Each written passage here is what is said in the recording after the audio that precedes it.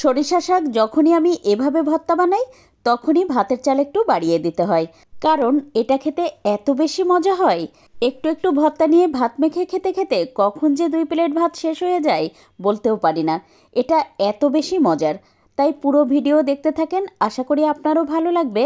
আর হ্যাঁ, নতুনদের তো অনেক কাজে লাগবে, তাই ভিডিওটা শেয়ার করে রেখে দিবেন। এতে করে যখনই এই অসম্ভব মজার সরিষা শাকের ভর্তাটা করতে যাবেন তখন তো একবার দেখে নিতে পারবেন। আজকে এখানে আমি 1 মুঠ পরিমাণ সরিষা শাক নিয়েছি। শাকটা কেটে বেছে তারপর তো খুব সুন্দর করে ধুয়ে পানি ঝরিয়ে নিয়ে এই যে এখন একটু ছোট করে কেটে নিব। এতে করে ভর্তাটা করলে আঁশ হবে না আর একদম মিহি হয়ে যাবে। শীত আসলেই মাঝে মধ্যেই আমি সরিষা শাকের এই ভর্তাটা রাখি, কারণ এটা তো সবাই অনেক পছন্দ করে। তাছাড়া যখন একটু ঠান্ডা সর্দি লাগে তখনও কিন্তু আমি এভাবে সরিষা শাকের ভর্তাটা মাঝে মধ্যেই করে থাকি। তো আজকের ভর্তার জন্য চুলায় একটা প্যানে 1 টেবিল চামচ পরিমাণ সরিষার তেল দিয়ে তাতে 2টা শুকনো মরিচ দিয়ে লাল লাল করে ভেজে নিলাম। এখন তো ওই বাকি তেলের মধ্যে দিয়ে দিলাম 2টা পেঁয়াজ কুচি আর বেশ কয়েকটা দিয়েছি রসুনের কলি। তো এখানে প্রায় 4-5টা রসুনের কলি ছিল, সাথে দিয়েছি কিন্তু 2টা কাঁচামরিচ।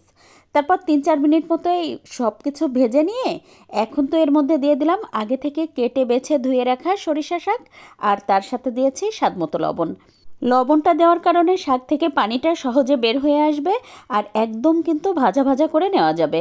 আর এই তো দেখতেই পাচ্ছেন শাক থেকে কি পরিমাণ পানি উঠে গেছে।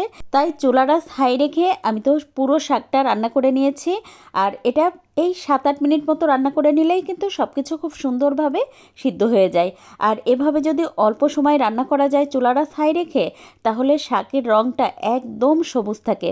ভর্তাটা কিন্তু সবুজ সবুজ হলে দেখতে যেমন সুন্দর দেখায় আর খেতেও কিন্তু বেশ ভালো লাগে। ওই সরিষা শাকের একটা ঝাঁঝালো যে ঘ্রাণ থাকে সেটাও কিন্তু পাওয়া যায়। তো এই তো একদম শুকনো শুকনো করে ভেজে নিয়ে তারপর তো সরাসরি শিলপাটার উপরে দিয়ে দিলাম। আর যখন শাকটা ঠান্ডা হয়ে গেছে তখন এই যে বাটাবাটির কাজটা শুরু করে দিয়েছি। আপনি চাইলে কিন্তু এই কাজটা সহজেই করে নিতে পারেন ব্লেন্ডার জারে।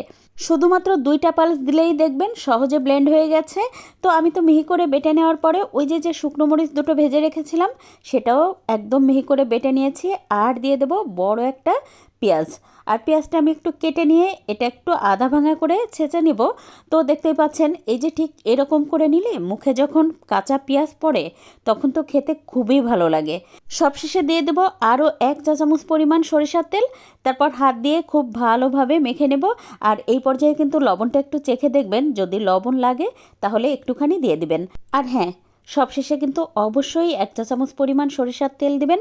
এতে করে সরিষা শাকের যে কী যে অপূর্ব একটা ঘ্রাণ আসে, একদম সরিষার তেলের ঝাঁঝালো ঘ্রাণ পাওয়া যায়, খেতে দুর্দান্ত লাগে। আমি তো যখনই ভর্তাটা করি পরে ভাত বসাই, কারণ ভাতটাও গরম থাকে। আর ভর্তা দিয়ে খেতে এত ভালো লাগে, গরম ভাতের সাথে যে কোনো ভর্তা খেতেই এমনিতেই ভালো লাগে, তার উপর যদি সরিষা শাক হয় তাহলে তো কোনো কথাই নাই। আজ এ পর্যন্ত, কাল আবার নতুন কোনো ভিডিও নিয়ে দেখা হবে ইনশাল্লাহ। সে পর্যন্ত সবাই ভালো থাকবেন, সুস্থ থাকবেন। আল্লাহ হাফেজ।